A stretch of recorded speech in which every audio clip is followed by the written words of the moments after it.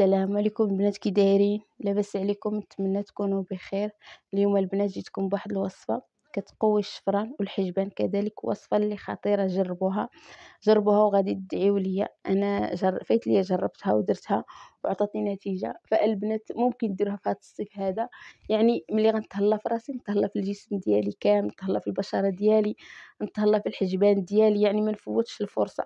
هذا الصيف هذا ما خداماش، ما كنقراش، نتهلا في راسي، نتهلا في حجباني. وهاد الوصفه البنات زوينه للحجبان، كتعطي نتيجه اللي زوينه بزاف. آه كنحتاجو فيها مكونات اللي بساط ولكن كيعطيو نتيجه. غنديرها لكم بجوج طرق اللي غادي تعطيكم واحد النتيجه وغادي ترحموا ليا الوالدين على هاد الوصفه. اول حاجه كنحتاجوها البنات هو القرنفل البنات نتوما عارفين باللي عنده فوائد عديده، وكذلك انه كيعقم لينا كيكتف لينا الشعيرات، كيعطينا واحد الكثافه في الشعيرات وكيقويهم. عندنا الحلبه البنات، الحلبه كما كتعرفوا هي مقويه، كتقوي لينا الشفر وما كتخليهمش يطيحوا. وعندنا هنا الحبه السوداء البنات كتعطينا واحد اللون، فكنستعملها كتحاول كتعطيك واحد اللون كحل شويه في حجبانك وفي حجب رموشك. والمكون الاخير اللي هو البنات اللي زوين بزاف، هذا كيعطي كثافه ولكن ريحته اللي ما زويناش بزاف، ولكن غنستعملو بهذه الطريقه. ملي كيتخلط مع القرنفل فما كتبانش الريحه ديالو نهائيا. عندي هنا كنشد واحد الثومه والقشور ديال الثومه، كنشد هاد المكونات كاملين البنات.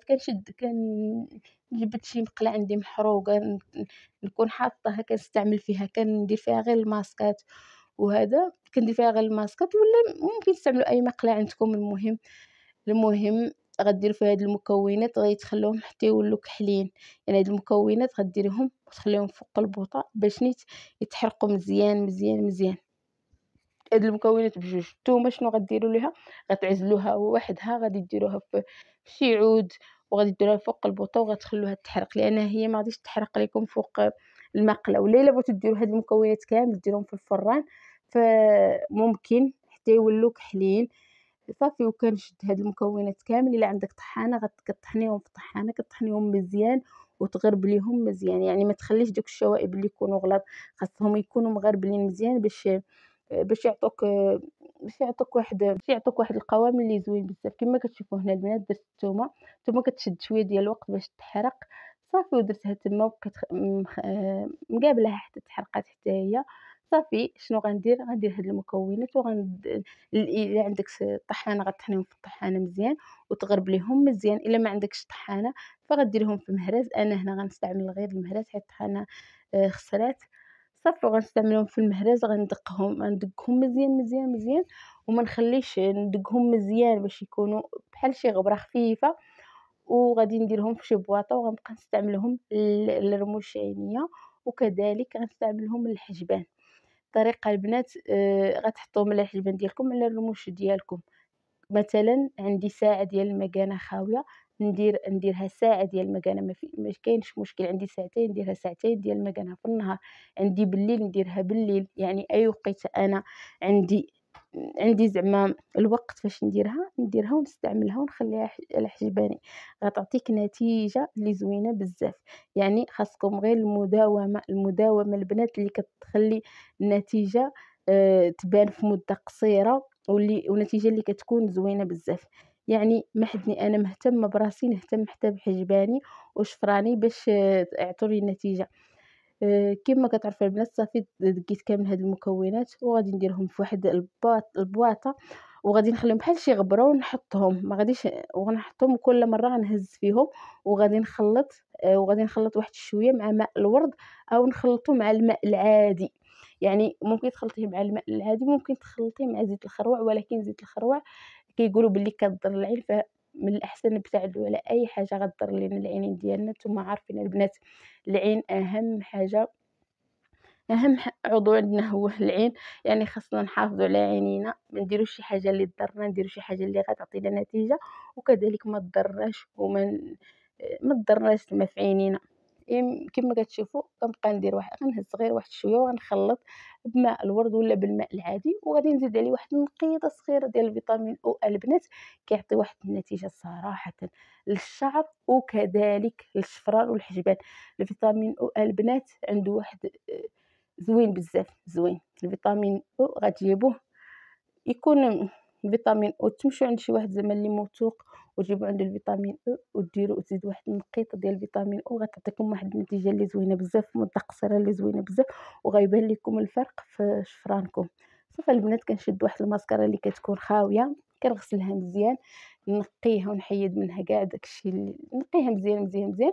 صافي ممكن ندير هاد المكونات في ماسكارا، ممكن نديرها غير في شي بواطة بحال هكا ونبقى نسدها ونشد هاديك باش كندير هاديك المغطية ديال الماسكارا وهي لا نبقى ندير بها الحجباني والشفران ديالي. صافي البنات هذا هو القوام ديال الوصفة الأولى اللي قلت لكم.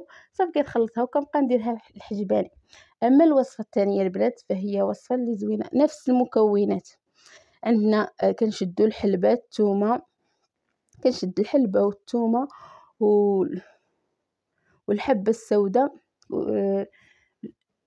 الحلبة، الثومة، الحبة السوداء، القرنفل، نفس المكونات. كنشد واحد نص كاس ديال الماء، كندير هذاك الماء كنزيد عليه دوك المكونات كاملين كيغليو في الماء، كنقص على البوطة وكنخلي هادوك المكونات كيغليو حتى كيغليو مزيان، وكيطلقوا لينا كاع دوك المكونات اللي كاينين في هادوك العشب، كيطلقوا لينا داك القرنفل اللي كتعطي واحد الريحة زوينة. يعني ريحة الثومة ما كتبقاش تبان لأن ريحة القرنفل عاطية. صافي كنجمع كاع المكونات وكنديرهم في شي كاسرونة وكنزيد عليهم نص كاس ديال الماء وكنديرهم فوق البوطة وكنخليهم حتى يغليو بشوية عليهم حتى يغليو فوق البوطة، نقص على البوطة. ملي غيغليو هاد المكونات غادي يعطونا هداك الماء اللي غادي يغلي، وغادي نصفي هاد المكونات كاملين، نصفيهم البنات. وممكن أنكم تصفيوهم وديروهم في شي قرعة بحال هكا ونستعملهم على الرموش ديال عيني وعلى حجباني، نبقى كل مرة ندهن بهداك الماء أي ساعة عندي خاوية. هاد الوصفة البنات كتكون عاوتاني زوينة، واللي ما بغاتش تبان فيها زعما بحال الأولى كتبقى تصبغ لك حجبانك، الثانية لا كتبان عادية. ممكن ديروا بحال هكا، ملي ديروا كامل هاد المكونات وملي تشدي هداك الماء، تصفي هداك الماء اللي خارج من المكونات وتزيدي عليهم شويه ديال النشا وكديريهم فوق البوطه تخلطي مزيان، كتخرج لك بحال هاد العجينه. فكنديرها على حجباني وكندوز على الشفرات ديالي واحد شي شويه، ولكن هذه مهمه بزاف للحجبان. صافي كتبقاي ديريها كل مره ساعه ديال المكانه نفس الشيء اي وقيته عندكم. كنتمنى ان الوصفات ينالوا الاعجاب ديالكم، كنتمنى انكم